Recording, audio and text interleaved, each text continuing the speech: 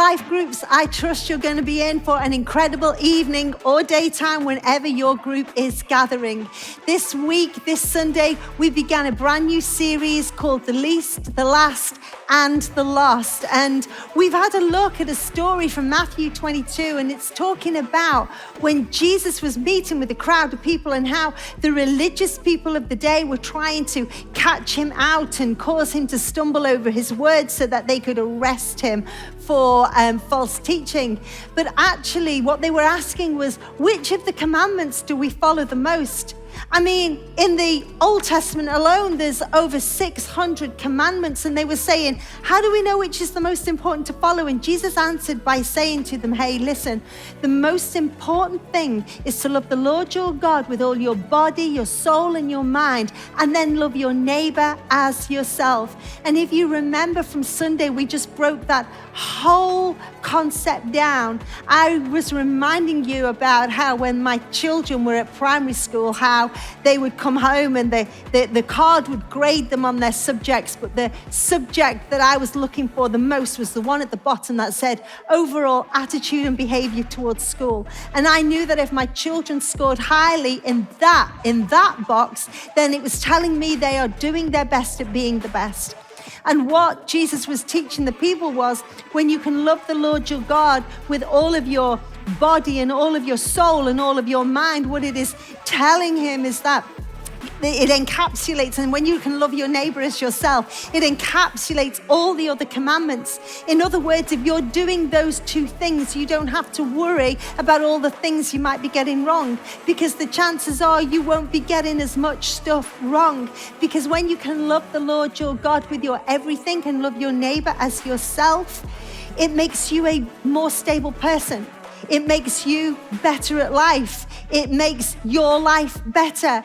It makes you a God-honoring person. It distinguishes between whether you are a churchgoer or whether you are a Christ follower. So we had a look at what it meant to love the Lord your God, body, soul, and mind. Well, your body, it's your physical body. Are you honoring God with your physical body? Like the way you feed it and the way you take care of it, and what do you do with it sexually? I mean, these are big things. Do you exercise it? Like, what do you do with your physical body? Are you treating it the best?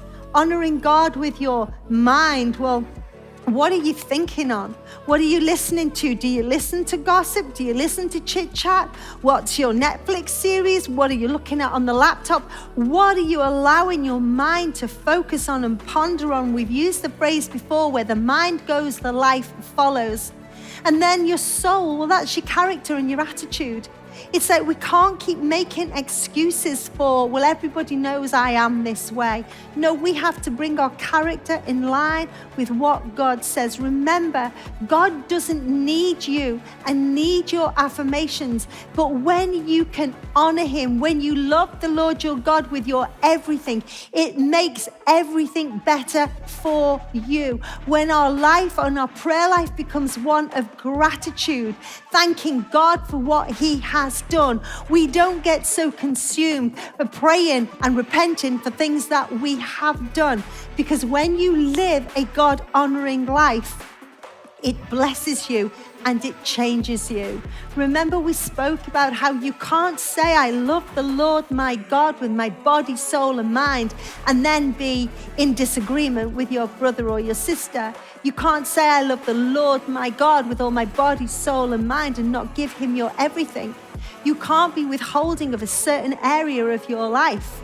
Do you remember I told you how Luke loves to watch the program, The Dragon's Den, and how the dragons agree to help a young entrepreneur by saying, I will help you, and I will financially support you, but I want 20% of your business. Well, God is crystal clear.